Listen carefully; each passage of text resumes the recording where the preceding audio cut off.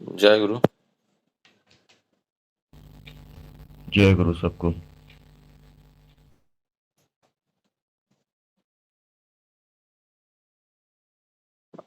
सुरजदा आलोचना प्रसंग पढ़िए। जय गुरु।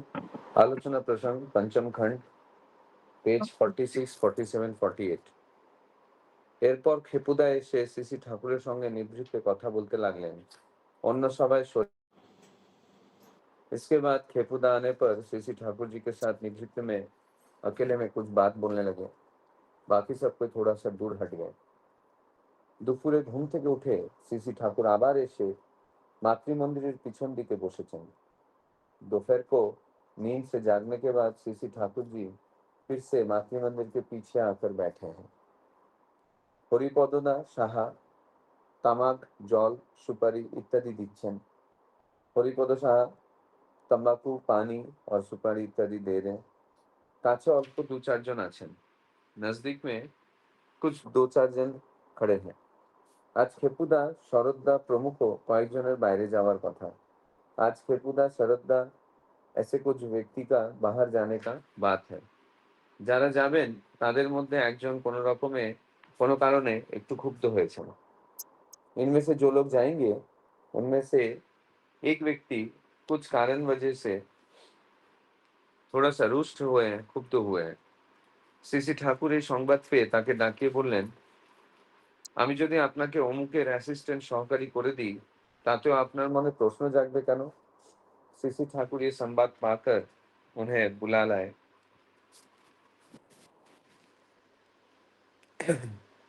और बोले कि मैं अगर आपको किसी का असिस्टेंट सरकारी कर दूं उसमें भी क्या आपके मन में प्रश्न जगेगा? আপনি আপনি आप हैं।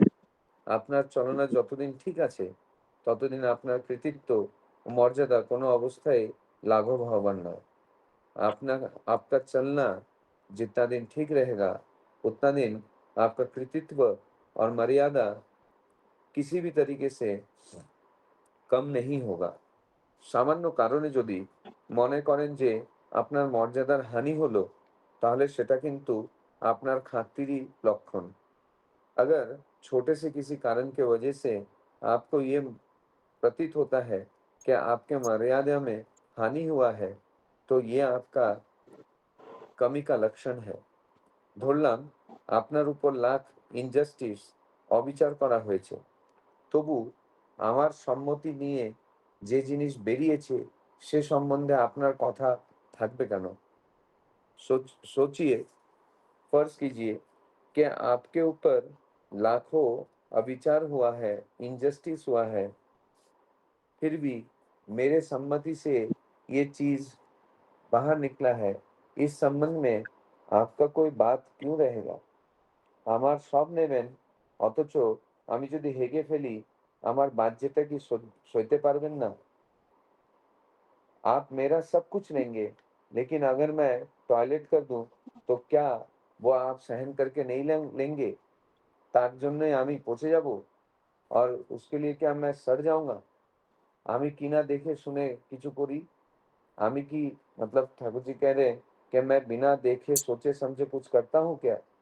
প্রত্যেকটা জিনিসই আমি স্টেপ বাই স্টেপ পদে পদে দেখি। हर एक चीज मैं स्टेप बाय स्टेप हर एक প্রত্যক্ষণ में देखता हूँ। আর আমার একটা উদ্দেশ্য আছে। আমি কোন কনসিডারেশনে বিবেচনায় কখন কি করি, পরে কি করব, আগে তো তা বলা যায় না। और मेरा क्या उद्देश्य है, मैं क्या कंसिडरेशन या विवेचना करके कब क्या करता हूँ, बाद में क्या करूँगा, पहले से मैं वो बोल नहीं सकता। আপনাকে যদি আগে থাকতে বলে দিই পরশুদিন আপনাকে একটা চুমু খাবো, তখন কি সেই চুমোয় কোনো রস থাকে? अगर मैं आपको पहले से ये दूं कि परसों मैं आपको एक चुम्मा दूंगा, तो क्या उस चुम्बन का कोई रस रहेगा? सब বলা চলে না, सब बोला नहीं जाता है। আর আপনি কি ভাবেন আমি অন্যের কথায় চলি? और क्या आप ऐसा सोचते हैं कि मैं दूसरों के बातों से चलता हूँ? তাই যদি হতো তাহলে তো আর কথাই ছিল না। अगर ऐसा ही होता तो और कोई बात ही नहीं है। তবে খেপু বা কেষ্টদার যে কথা আমার সঙ্গে ট্যালি করে মেলে সেটাও কি उल्टोते যাব? ऐसे हेपू या केष्टोदा का जो बात मेरे बात से मेल खा रहा है, क्या वो भी मैं पलट दूंगा? আমার তো মনে হয় আপনাদের ইন্টারেস্ট, স্বার্থ আমি আপনাদের চাইতে ভালো বুঝি এবং বেশি করে দেখি।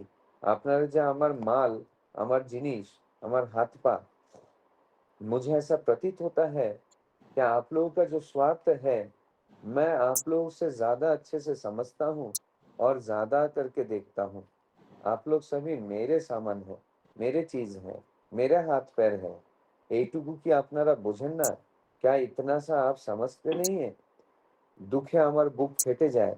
ये কথা কব কাকে? दुख से मेरा सीना फट जाता है। ये बात मैं किससे कहूँ? গম্ভীর কণ্ঠে আদেশের সুরে বললেন, আপনি মন ঠিক না করে বের হবেন না। Better stop here. বরং এখন যাত্রা স্থগিত রাখুন। बहुत गंभीर कंठ में आदेश के स्वर में ठाकुर जी बोलने लगे कि आपका जब तक मन ठीक नहीं होगा तब तक आप बाहर मत जाना। Better stop here. उल्टा आप यहाँ पे अपनी यात्रा को স্থগিত रखिए। ও অবস্থায় গিয়ে আপনার শরীর মন খারাপ হবে। इस अवस्था में जाकर आपका शरीर और मन खराब हो जाएगा। আপনার মুখে আমি নেই। आपके मुँह में मैं नहीं हूँ। যেখানে যাবেন আমাকে মাথায় নিয়ে যাবেন। তবেই তো কাজ হবে।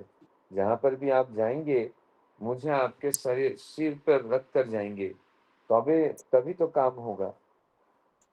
लाइक ए सोललेस बॉडी আত্মাহীন দেহের মতো গিয়ে লাভ নেই। एक सोललेस बॉडी के जैसा, आत्माहीन देह के जैसा जाकर कोई लाभ नहीं है। और আপনি তো আমার জন্য কম করেননি और आप तो मेरे लिए बहुत कुछ किए हैं, मतलब ऐसा कुछ कमी तो नहीं किया है आपने। আপনার তো টাকার অভাব ছিল না। आपका पैसे का कोई अभाव तो नहीं था।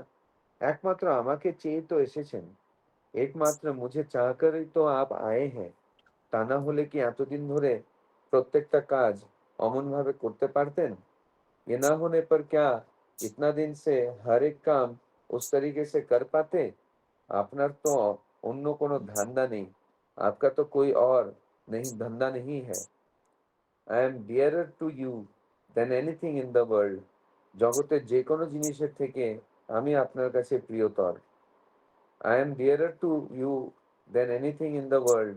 जगत के कोई भी चीज से ज्यादा मैं आपको प्रियतर हूँ। মানি কমপ্লেক্স অর্থশক্তি আপনার নেই আর সে কনসিডারেশনে বিবেচনায় আপনি এখানে আসেনওনি। मनी कॉम्प्लेक्स या अर्थ के प्रति आसक्ति आपका नहीं है और ये कंसिडरेशन लेकर आप यहाँ पे आए भी नहीं है। যখন এসেছিলেন তখন কি এসব কিছু ছিল? जब आप आए थे तब ये सब कुछ क्या आपके पास था? उक्त दादा आज्ञा ना। वो दादा कहने लगे कि नहीं। সিসি ঠাকুর সহাস্যে আমি বুঝেছি ব্যাপার ও নয়।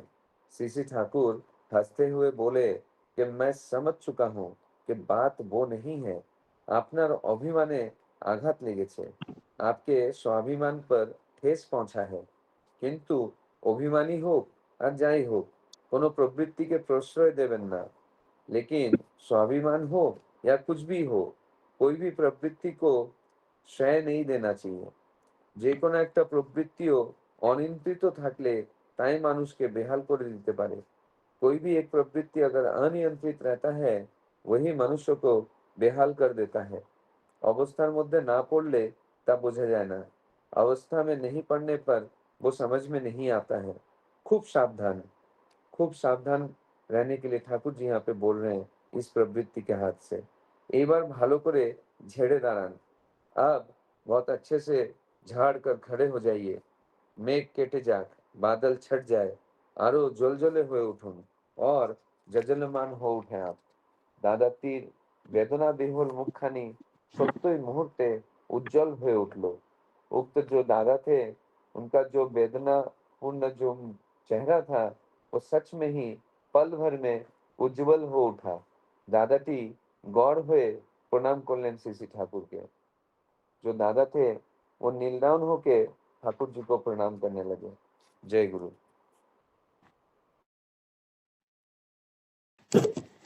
जय गुरु। सुरेशदा बहुत सुंदर भाव से आज का प्रसंग पढ़े। बहुत गुरुत्वपूर्ण प्रसंग है आज।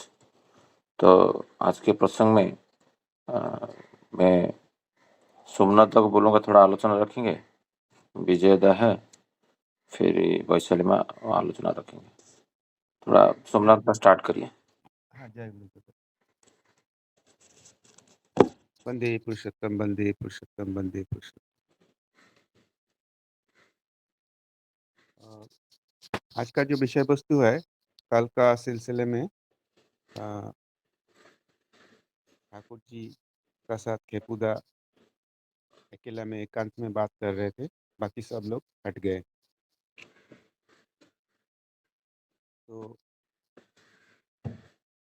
खेपुदा और दो चार जन लोग को बाहर जाने का बात था। सरोदा खेपुदा बाहर जाने का बात था।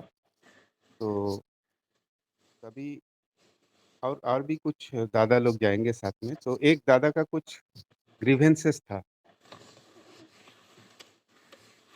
तो ठाकुर को जब ये बात पता चला तो ठाकुर ने वो दादा को बुलाया, बुला के बोला कि मैं अगर आपको किसी का असिस्टेंट बना के भेजूं तो आपका मन में संशय क्यों है, प्रश्न क्यों है? मैं जब भेज रहा हूं तो मैं कुछ सोच समझ के भेज रहा हूं। मेरा अथॉरिटी को आप चैलेंज कैसे कर रहे हैं? मान लीजिए आपका ऊपर कुछ इनजस्टिस भी हुआ, फिर भी जो मैं आदेश दिया हूं, मेरा मुख से जो सम्मति मिला है, उसमें आप डाउट क्यों कैसे कर सकते हैं? इसका मतलब है मेरा मेरा अथॉरिटी को आप चैलेंज कर रहे हैं। ठाकुर लगता है थोड़ा सा नाराज हो गए हैं, लेकिन ठाकुर कितनी अच्छे से उनको समझाया कि मतलब अथॉरिटी को चैलेंज नहीं करना चाहिए। ऐसा कितना अच्छा से ठाकुर जी उनको समझा दिया। ठाकुर जी और भी बोले कि अगर मेरा सब कुछ आप ले सकते हैं, मेरा सब जितना अच्छा उपदेश है, अच्छा गुण है, वो सब आप आयत्त करते हैं, लेकिन मैं जब कुछ टॉयलेट भी कर दूं तो आप वो सहन नहीं कर, मतलब इसका मतलब ये हुआ जब आप जब कोई बच्चा, मतलब माँ जब बच्चा को इतना प्यार करते हैं, तो बच्चा जब टॉयलेट पॉटी कर देता है तो माँ को कोई फील नहीं होता है। माँ को उसको कोई फील नहीं होता है। माँ बहुत खुशी से उसको टॉयलेट साफ कर देते हैं।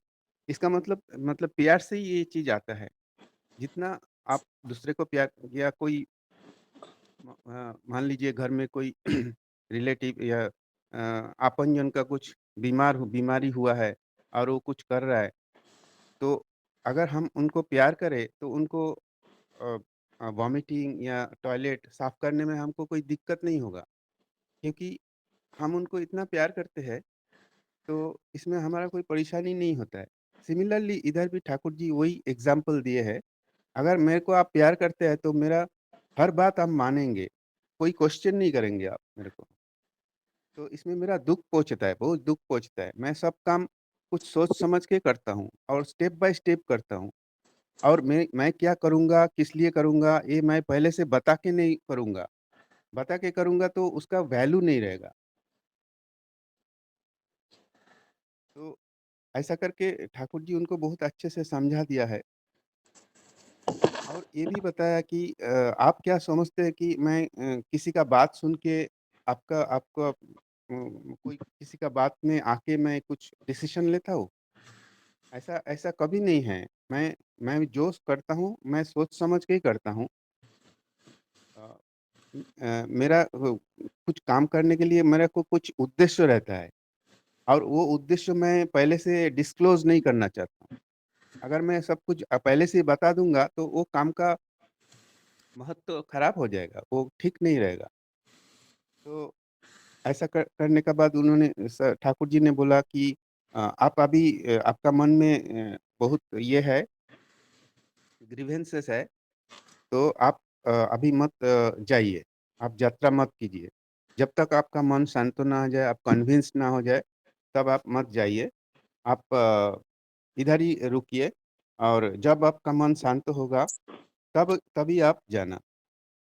ऐसे ही मतलब विदाउट इंटरेस्ट मतलब कैजुअली जाने से कोई मतलब नहीं है। ठाकुर जी बोला एक सोललेस बॉडी मतलब बॉडी है लेकिन उसमें आत्मा नहीं है।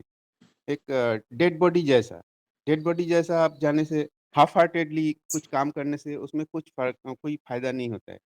आपको जाना है तो माने फुल फ्लेजेड जाना है। एकदम कन्विंस्ड होके जाना है और 100% होके जाना है। हाफ हार्टेडली जाने से कुछ काम नहीं होगा। तो ठाकुर जी थोड़ा-सा उसका ऊपर आदेश दिया है। आदेश टाइप का सुर में आदेश का सुर में उन्होंने ऐसा बताया कि आपको मतलब अभी जाने का ज़रूरत नहीं। आप हमारे लिए बहुत कुछ किया है। आप पैसा के लिए इधर नहीं आए हैं। आपका पास पैसा का कोई कमी नहीं है। आप मेरे को प्यार करके ही इधर आए हैं। मैं आपके सबसे प्रिय है, डियरेस्ट है। आपका कोई मनी कॉम्प्लेक्स नहीं है। आप मेरे को प्यार करके ही इधर आए हैं। तो अ, तब तब आपको मन में डाउट क्यों है? अ, आप मेरे को इतना अच्छे से इतना प्यार करते हैं, तो आपका मन में मेरा ऊपर डाउट कैसे आया? मैं कुछ भी डिसीज़न लिया तो उसको आप नाराज़ क्यों हो रहे? तो ऐसा करके ठाकुर जी ने उन्होंने इतना अच्छा समझाया, तो बाद में ठाकुर जी बोला ठीक है मैं समझ गया हूँ कि आपका एक्चुअली गुस्सा नहीं हुआ, आपका अभिमान हुआ है, आपका स्वाभिमान में थोड़ा ठेस पहुँचा है और लेकिन अभिमान में ठेस पहुँचने से भी उस अभिमान को या कोई भी ये प्रवृत्ति है एक्चुअली, ये प्रवृत्ति को प्रश्रय नहीं देना चाहिए। इसको प्रवृत्ति को ईंधन नहीं देना चाहिए। कोई भी प्रवृत्ति आपको एकदम काबू कर देगा। कोई भी प्रवृत्ति के ऊपर आवेश में आप आ जाएँगे, तो वो प्रवृत्ति आपको बिल्कुल काबू कर देगा। तो इसीलिए बहुत सावधान रहना चाहिए। कोई भी प्रवृत्ति को आप साय नहीं देना। अ, तो ये बताने के बाद उन्होंने बोला ठीक है अभी अच्छा से अच्छा से खड़े हो जाइए और बहुत प्रज्वल हो उठिए। तो तभी दादा ने उनका मुँह में जो वेदना का छाया था, वो हट गया और मुखमंडल एकदम उज्ज्वल हो उठा और दादा ने नील डाउन होके ठाकुर जी को प्रणाम किया और तभी चले आए। तो ठाकुर जी कितना सुंदर सुंदर भाव से उनको समझा दिया और दादा ने भी कन्विंस्ड हो गया और ठाकुर जी को प्रणाम कर लिया। इतना कह के मैं शेष करता हूँ। जय गुरु। जय गुरु। बहुत सुंदर भाव से सोमनाथ दा आज का विषय वस्तु आलोचना कर रहे थे। जो गुरु का आदेश ही श्रेष्ठ है। गुरु का आदेश निर्देश के ऊपर और कुछ है ही नहीं। उनका जो बातें हैं वही ही सर्वश्रेष्ठ है। इसके बारे में बातें कर रहे थे और वो कॉन्फ्लिक्ट श्री ठाकुर जी जब सशरीर में थे तभी भक्तगण के मंदिर था। ऐसा नहीं जो ईश्वर बैठे हैं सब कुछ मान रहे थे। तो ये हमारे जीवन का शिक्षा है, उनका उपस्थिति को अनुभव करना। और मैं विजेता को बोलूँगा आज का विषय वस्तु के ऊपर थोड़ा आलोचना रखेंगे।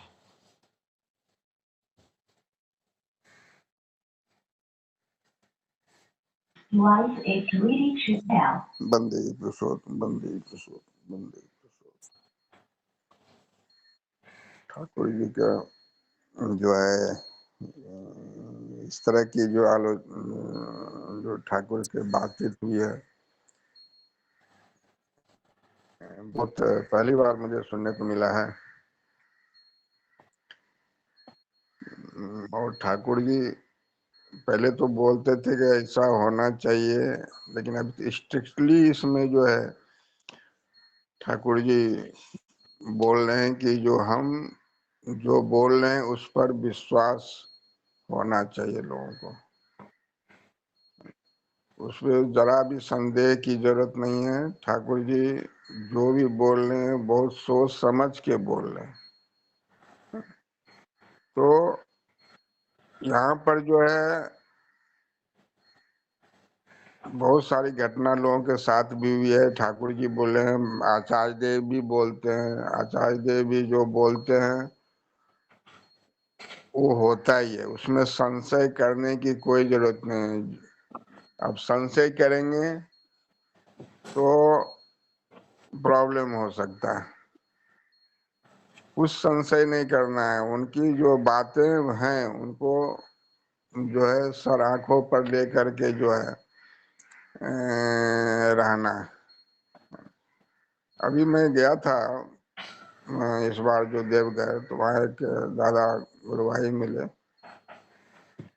वो अधरयू थे, लेकिन उनके हाथ में जो है वो दंड था ठाकुर जी का।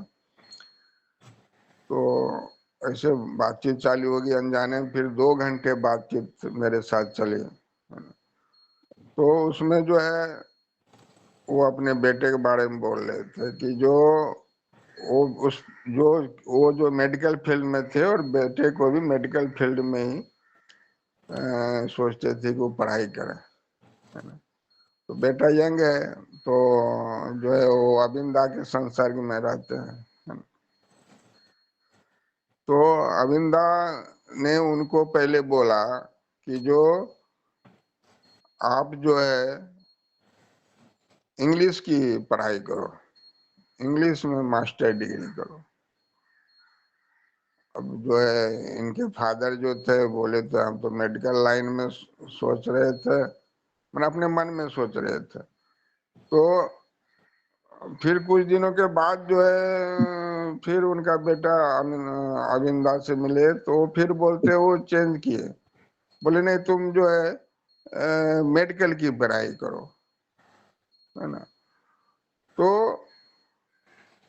वही दादा बोल रहे थे कि मैं अविंदा से कभी मिला भी नहीं हूँ, है ना, और जस्ट मेरे मन में इच्छा थी, और अविंदा ने जो है वो तुरंत पहले बोले इंग्लिश में, तुरंत बोले मेडिकल, मेरी मन की बात बोल दी।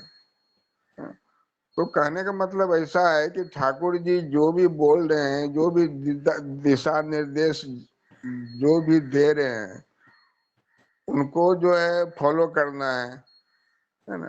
ठाकुर जी कभी किसी को बोल देते थे कि भाई तुम जो है कोई समस्या लेके जाते थे, वो समस्या कहने के पहले बोलते थे कि तुम जो है तांबे का कढ़ाई लेके आओ, लोहे का ये बर्तन लेके आओ।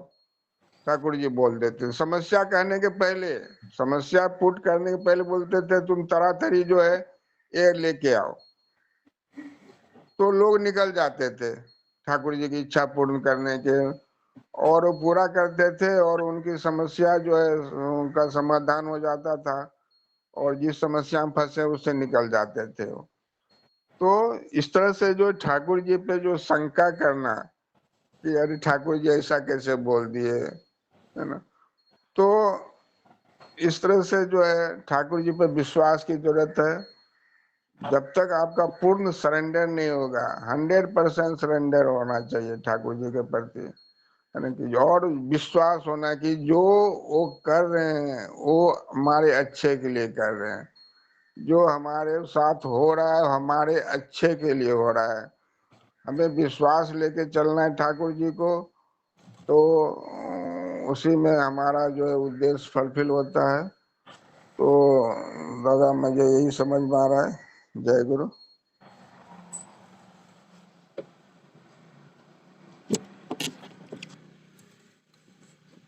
जय गुरु। अभी विजेता उनका भाव आज विषय वस्तु के ऊपर आलोचना रखें। मैं वैशाली माँ को अनुरोध रखूंगा आज के विषय के ऊपर कुछ आलोचना रखेंगे। जय गुरुदेव।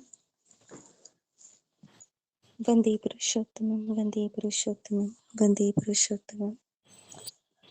दादा ने जिस तरीके से आज ट्रांसलेट करके बताया, बिल्कुल मैं एक ठाकुर जो भी किसी एक दादा या माँ को कहते हैं, वो किसी एक के लिए नहीं होता है, बल्कि वो कईयों के लिए होता है, और ये बात कईयों पर एप्लीकेबल होती है। हम भी जैसे आचार्य दादा के सामने अभी भी जाते हैं, अबिन दादा के सामने, एक मन में सवाल रहता है या हमारे मन में कुछ न कुछ छुपाने का भी रहता है, कोई न कोई चोर प्रवृत्ति रहती है और वो कहीं न कहीं उनके मुख से निकल कर हमारा भी जवाब मिल जाता है। जैसे कहते हैं ना, जब मैं था तब हरि नहीं, जब हरि है तब मैं नहीं। ठाकुर वही कह रहे हैं कि अभी तुम्हारे मुख में मैं नहीं हूँ। मतलब हम जब जाजन भी करते हैं, किसी से जाजन कर रहे हैं या किसी की बात को सुन रहे हैं और उसको कुछ भी जवाब दे रहे हैं या कुछ मार्गदर्शन कर रहे हैं, तो उस समय क्या होता है, हम ठाकुर को ध्यान करके बोलते हैं, हमारे मुख से ठाकुर ही बोलते हैं। ठाकुर के काम को लेके जब निकले, उनका आदेश पालन करने निकले, तो हम नहीं ठाकुर को आगे रखते हैं। उस समय लेकिन ठाकुर को झलक में आया कि अभी तुम्हारी जिह्वा पर मैं नहीं हूँ, अभी तुम्हारे अंदर मैं नहीं, तुम्हारे अंदर तुम्हारा मैं चल रहा है।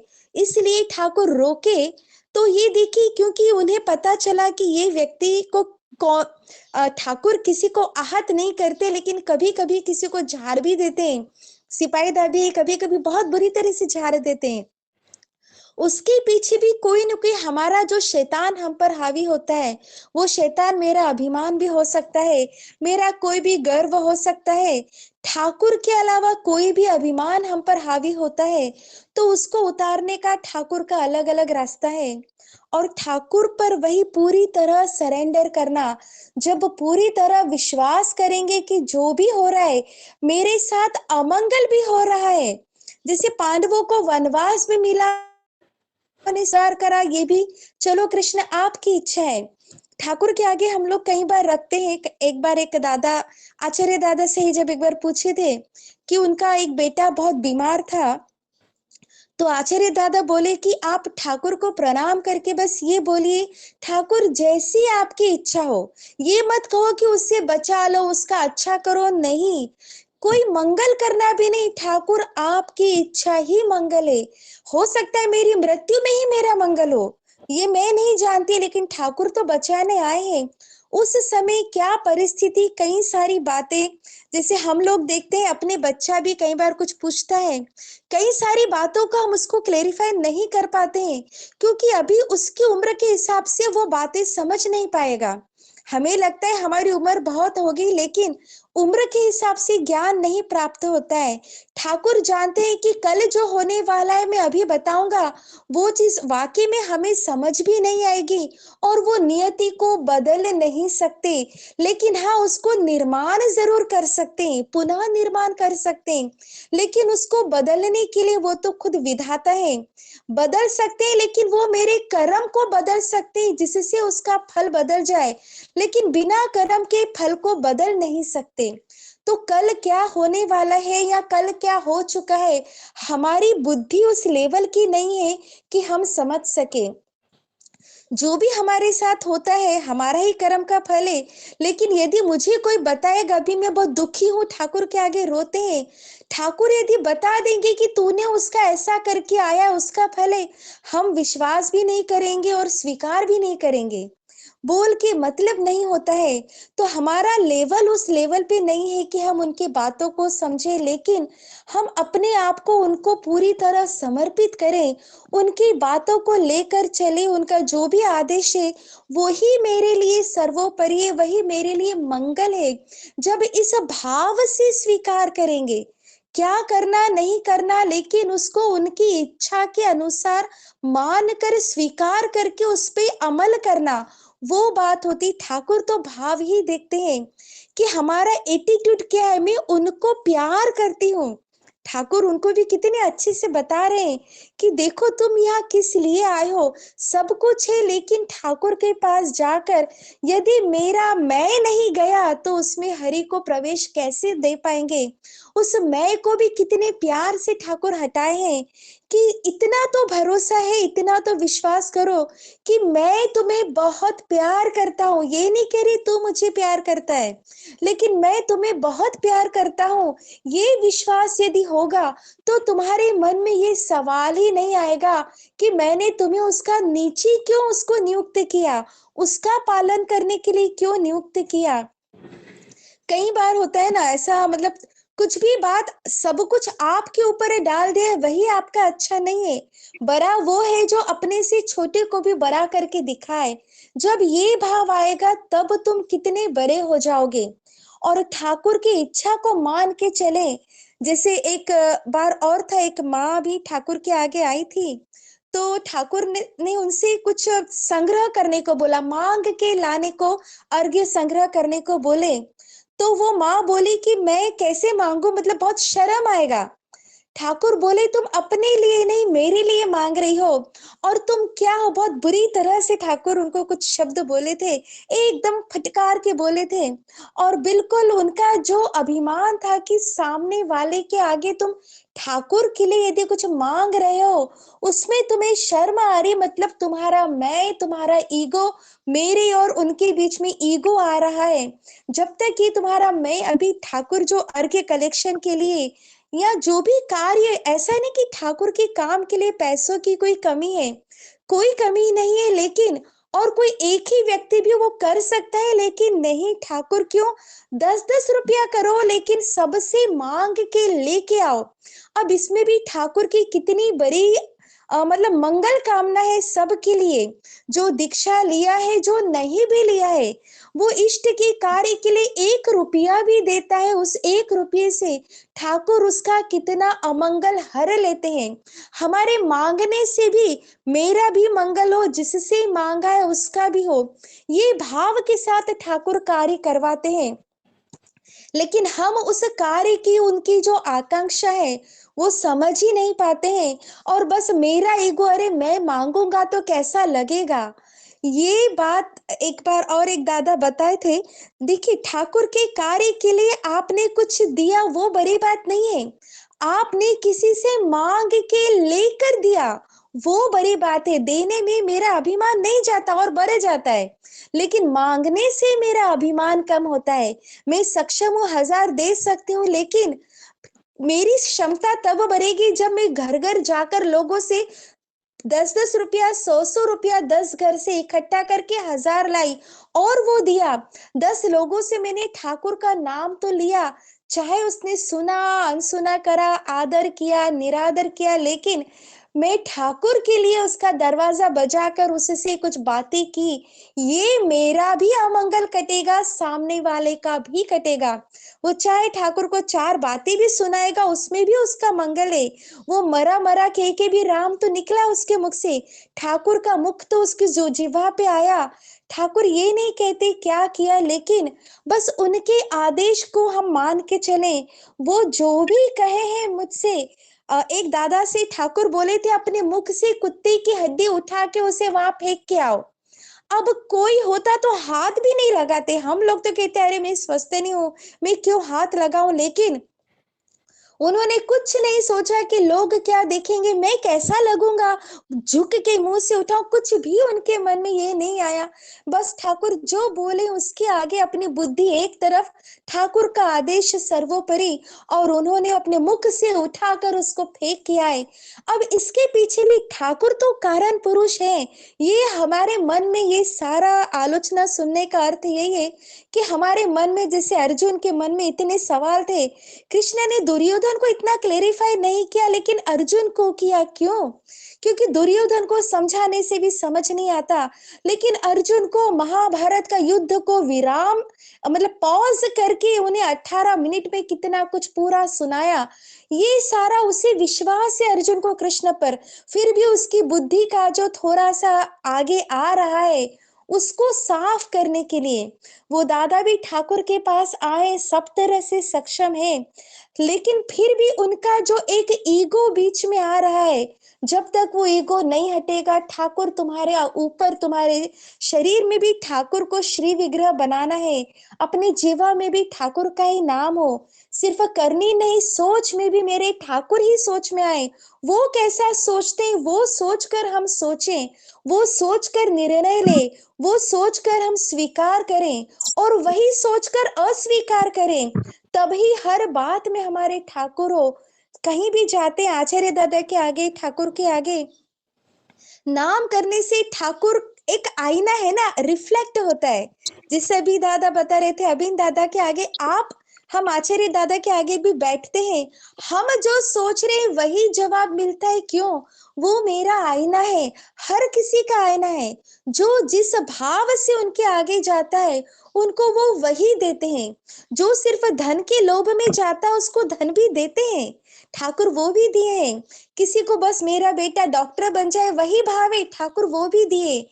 लेकिन वो भाव उस समंदर के आगे में छोटा सा चम्मच भर जल मांगो तो ये तो मेरे लिए भी शर्म की बात है और उनके लिए भी इतना अपमान की बात होगी।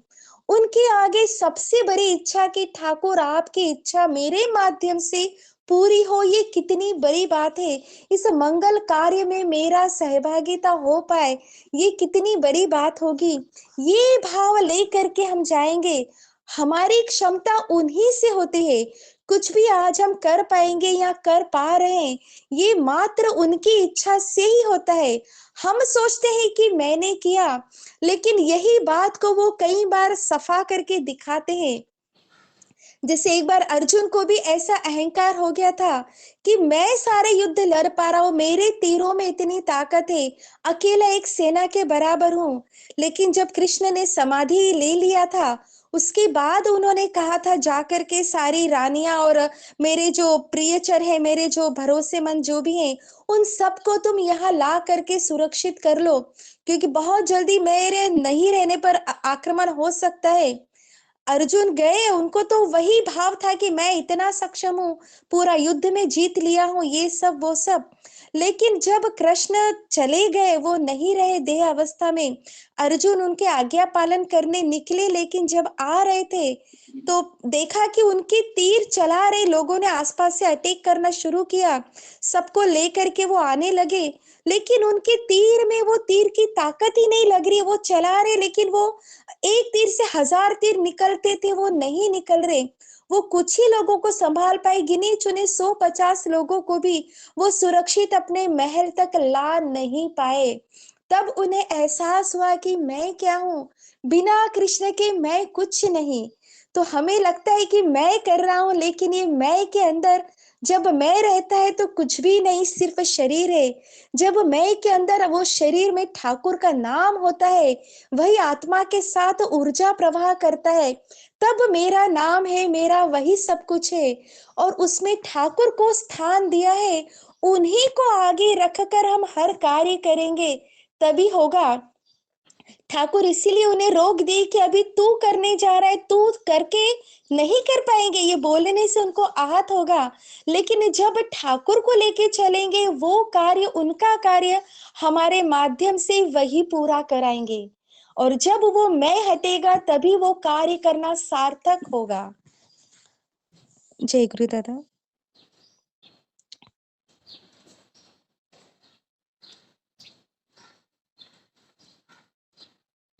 जय गुरु।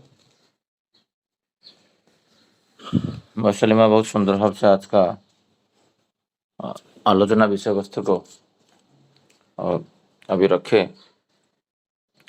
ये समर्पण भाव हो कि काम करना है और उनका निर्देश को जे विधि का विधान विधाता है, जो उनका जो निर्देश है वो उनका खुद का प्रकृतिस्थ जो नियम कानून है उसको भी चेंज नहीं करते। तो उसके ऊपर आलोचना कर रहे थे, बहुत अच्छे सुंदर भाव से समझा रहे थे। तो आज मनीष दा कुछ आलोचना रखेंगे।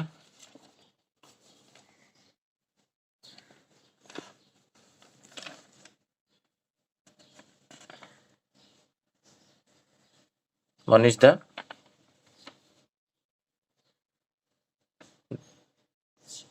मनीष दा अनम्यूट करिए।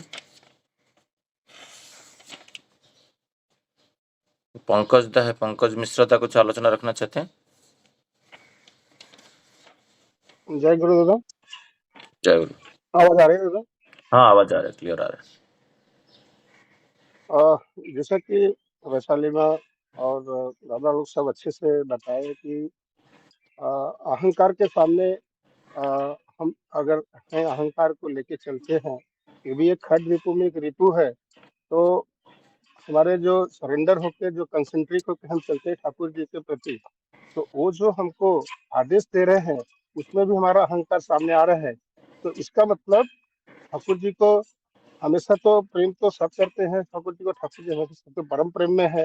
तो वो बोलते हैं जो आपको इतना प्रेम करते हैं, अगर आपकी माँ आपसे प्रेम कर रही है, आप कुछ गलती भी करते हो तो भी वो माफ कर देती है, सब कुछ करती है, लेकिन मेरा आदेश है, यहाँ पे थोड़ा सा कड़ा रुख अपना के बोले मेरा आदेश है, पालन करना चाहिए। तो वो भी नहीं अगर कर रहे हो तो इसका मतलब क्या है? तो वही वो बताना चाहते हैं कि आदेश का पालन करना ही चाहिए। और जो मैं कुछ बोल रहा हूँ तो कुछ सोच समझ के बोल रहा हूँ, जिसका उसमें अमंगल होगा वो ठाकुर जी देख रहे हैं, वो दृष्टा पुरुष है, और हम जो साधारण बुद्धि है हमारे पास समझ में नहीं आता, तो वो बता रहे हैं ये चीज करना, और जो करना है इसको करना ही चाहिए। मतलब जो भी बोला गया वो प्राणपण से करना चाहिए, ये उनकी इच्छा है, उनकी इच्छा ही मंगल है। तो ऐसा कुछ बोलना चाहते हैं दादा को, और बाद में वो सरेंडर करने के लिए वो बाध्य हो जाते हैं और करते भी हैं। तो कहने का मतलब ये है कि जैसा कि वैशाली में बोला, जब मैं था तब हरि नहीं, अब हरि है मैं ना। तो अहंकार जब तक रहेगा तो ठाकुर जी का प्रवेश करना मुश्किल है, क्योंकि ये शरीर हमारा श्री विग्रह है, और यहाँ को जब हम तक साफ सफाई नहीं करेंगे, एक मानसिक सफाई भी होती है। मानसिक सफाई में जब अहंकार तो सबसे पहले आता है, ईगो जिसको हम बोलते हैं। कुछ भी छोटी बात कोई बोला, ऑफिस में हम जाते हैं, उधर कोई बोल दिया, हमारा ईगो आ जाता है, हम हर्ट हो जाते हैं, या तो बोलेंगे या तो झगड़ा करेंगे या तो डिप्रेस हो जाएंगे, दो में से एक ही होता है। तो ये सब को हमको छोड़ना है, छोड़ना इन द सेंस बैलेंस करके रखना है। और जो हमारे ठाकुर जी हैं, हमारे जो इष्ट है, उनका जितनी भी वाणी है उसको अगर एक एक वाणी का हम पालन करते हैं, प्रतिदिन करते, छोटा सा 1% भी करते हैं, तो भी हम बहुत अच्छा काम कर सकते हैं, ये हम पारिपार्श्विक के लिए। और यहाँ सबको जितना भी ठाकुर जी ने विधान दिया है सब पारिपार्श्विक के लिए ही दिया है। इतना ही मुझे समझा था। जय गुरु। जय गुरु।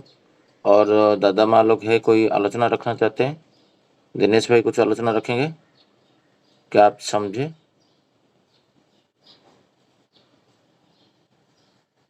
दिनेश खंडल भाई, दीपक मंडल कुछ आलोचना रखना चाहते हैं?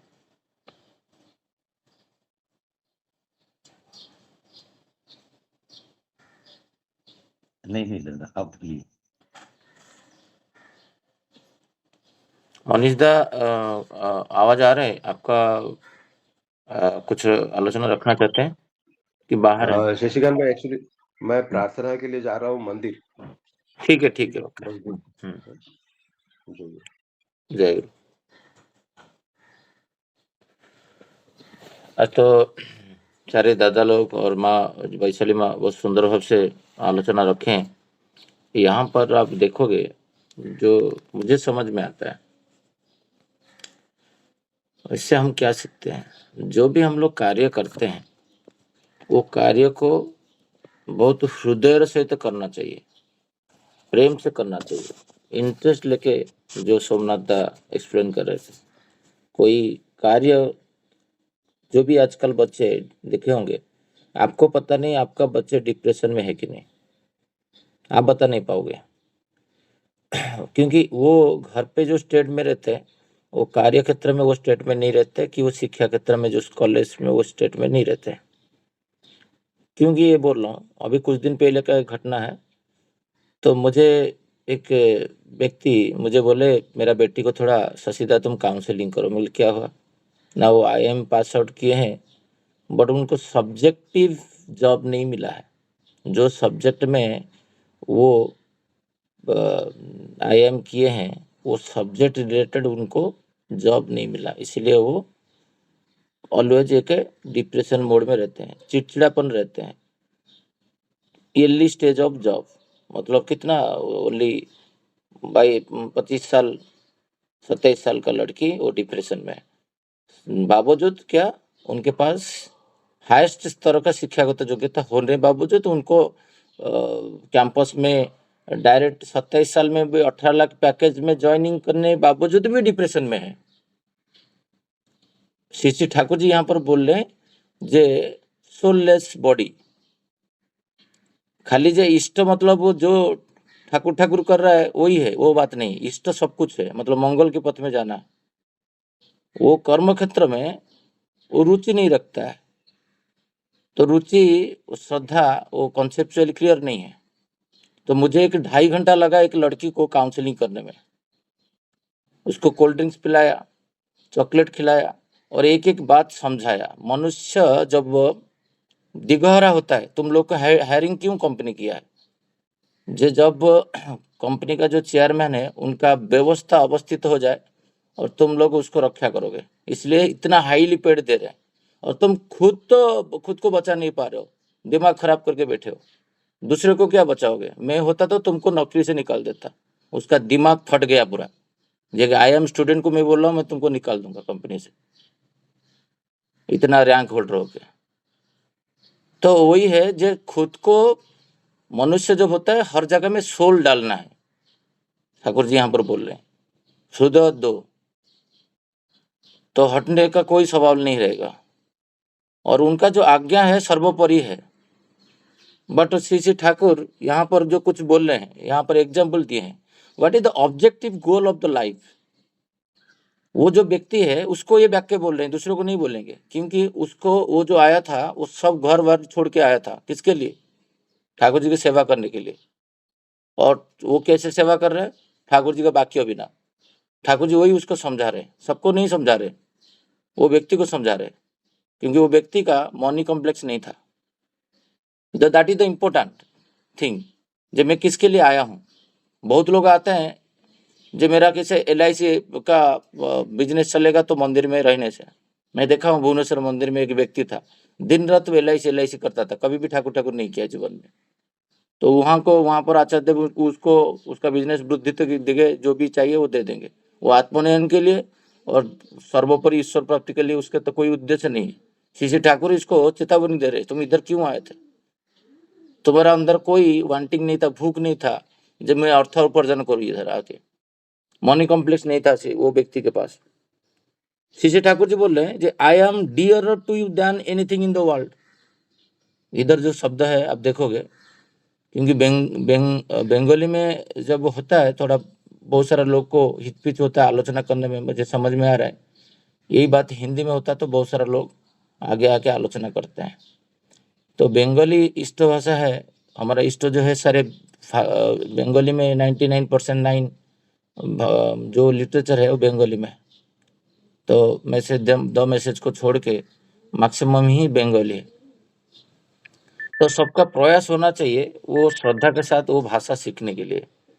जब तक वो भाषा हम लोग सीखेंगे नहीं, तब हम उनका लिटरेचर को, जो 80 साल का लिटरेचर को भी पढ़ नहीं पाएंगे, ना जान भी नहीं पाएंगे। और बाहर से जो सुनेंगे वो सब मिश्रित है।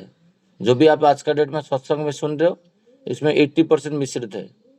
स्वयं श्री आचार्य देव बोल रहे एक सत्यानुष्ठान को तुम 40 बार पढ़ो, बाकी सबको खुद पढ़ो। श्रीमुख निश्चित किया, डायरेक्ट बातें श्री ठाकुर जी क्या किए हैं, यही बात आप सुन के जाओगे तो जाजन के टाइम में तुम्हारा कॉम्प्लेक्स के हिसाब से तुम जाजन करोगे, क्योंकि खुद का तो अनुभूति नहीं है। वो दादा का ऐसा करके वो फिर बिगड़ जाता है। तो श्री ठाकुर यहाँ पर जो बोल रहे जे तुम जब मुझे तुम्हारा मन सब कुछ दे चुके हो और तुमको क्यों क्या होता है लाइफ में, मेरे साथ बहुत बार ये चीज हो चुका है, ये चीज मुझे मेरे साथ बहुत बार हो चुका है। और उसका ऑफर वाला जो रिवर्स केस भी बहुत बार हो चुका है। जैसे मेरा कोई योग्यतावान व्यक्ति और मेरे से 10 साल बड़ा है और मेरा अंडर काम करने के लिए बोलता है कंपनी, तो मुझे हैंडल करने के लिए बहुत प्रॉब्लम होता है। मेरे साथ एक बार मेरा प्रीवियस कंपनी में मेरा 38 एज है, उनका 48 एज है, 10 साल बड़े हैं उम्र में और मुझे रिपोर्ट कर रहे हैं। दैट केस में हर दिन मैं झेलता था, हर दिन। तो वो जो इन्फीरियरिटी कॉम्प्लेक्स है होता है, मुझे इतना होने के बाद मैं उसके सबॉर्डिनेट होकर क्यों काम करूं। तो जो व्यक्ति जो इष्ट है, जो कंपनी का मालिक है, जो चेयरमैन है कि उसका ऊपर है, जो यहाँ के ये क्षेत्र में जीवन का मालिक श्री ठाकुर है, जब ठाकुर निर्णय कर लेते तुम किसी को सबॉर्डिनेट होने के लिए, उसके ऊपर संदेह करने का क्या जरूरत है।